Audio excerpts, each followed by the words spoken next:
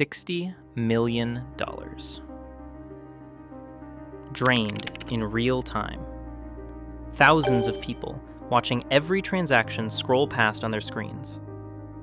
Nobody could press stop. Nobody could call a manager. The code just kept running. And when it was over, the person who took it all sent a thank you note.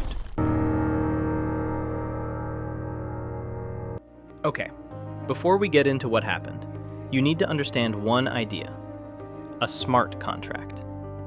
Back in 1996, a computer scientist named Nick Szabo came up with the concept. His analogy was simple: a vending machine. You put money in, you pick what you want, the machine gives it to you. No cashier, no trust required. The machine just follows its instructions. A smart contract works the same way, except it lives on a blockchain. That's a shared digital record that nobody owns and nobody can edit after the fact. The contract is a program that automatically executes when conditions are met. No middleman, no override. Here's the thing though. That vending machine has no customer service desk. If the machine is broken, it still runs. It just runs wrong. And that's exactly what makes this story possible. April 2016. A team called Slockit launched something called the DAO. DAO stands for Decentralized Autonomous Organization. In plain English, an investment fund with no boss, no board of directors, no headquarters, just a smart contract on a blockchain called Ethereum. Anyone could buy tokens, and token holders voted on which projects got funded. Within 28 days, 11,000 people invested. The total? $150 million. The biggest crowdfunding campaign in history. More than any Kickstarter. More than any IPO at the time. People believed the future of business had arrived. But while the money was pouring in, security researchers were sounding alarms. Emin Gün Sirer, a Cornell professor, published warnings about a critical flaw in the code. Peter Vecines wrote a blog post showing exactly how it could be exploited. On June 12th, the developers acknowledged the bug. They said a fix was coming.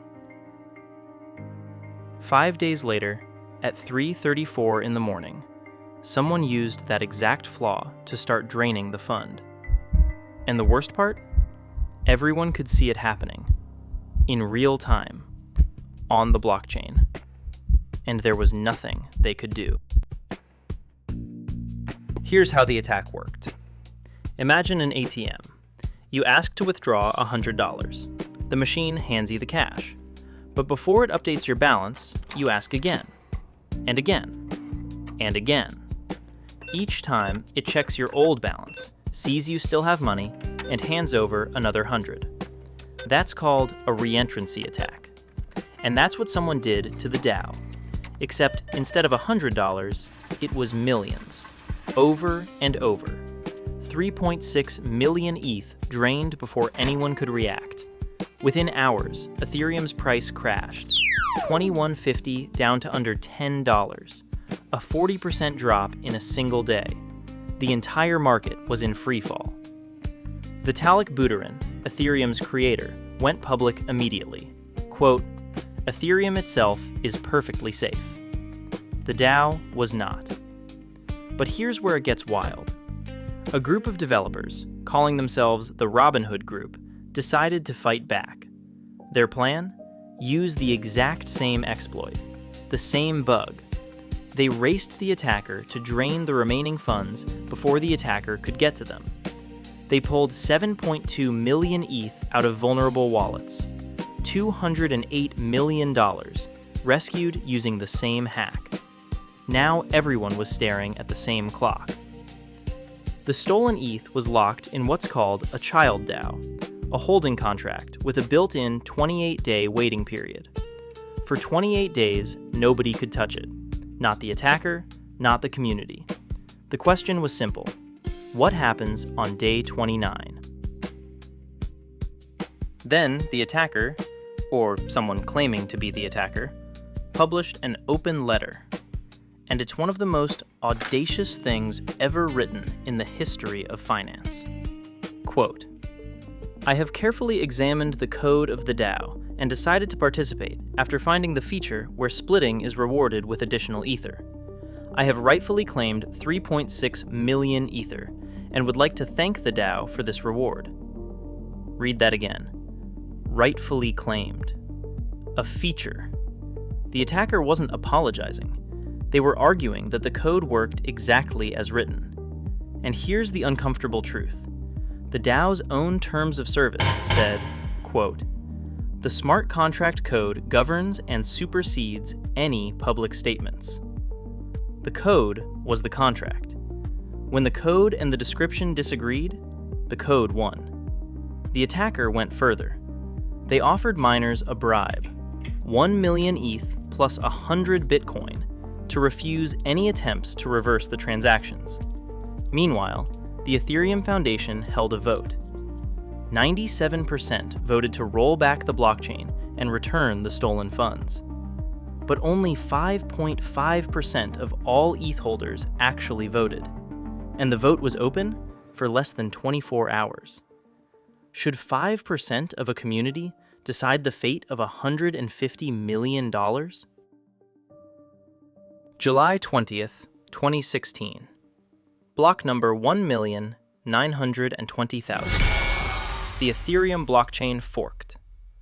That means the community created a new version of the entire transaction history, one where the hack never happened. The stolen funds were moved to a recovery contract. Over 80% was returned to investors. But not everyone agreed. A minority refused to accept the rewrite. They kept mining the original chain, the one where the hack stood. That chain became Ethereum Classic. 2 blockchains, 2 versions of history, 1 community permanently divided over a single question. Can you rewrite the rules after the game has been played? The funds were recovered. The community moved on. But one question remained. Who actually did it? For 6 years, nobody knew. Then, in 2022, journalist Laura Shin, working with blockchain analytics firm Chainalysis, published what she found. And the trail she followed reads like a spy novel. Here's the path. The attacker sent 50 Bitcoin through a privacy tool called Wasabi Wallet, designed to make transactions untraceable. Chainalysis cracked it. They traced the Bitcoin to 4 different exchanges. An employee at one exchange confirmed the Bitcoin had been swapped for a privacy coin called Grin. That Grin was withdrawn to a server node. The address? grin.toby.ai.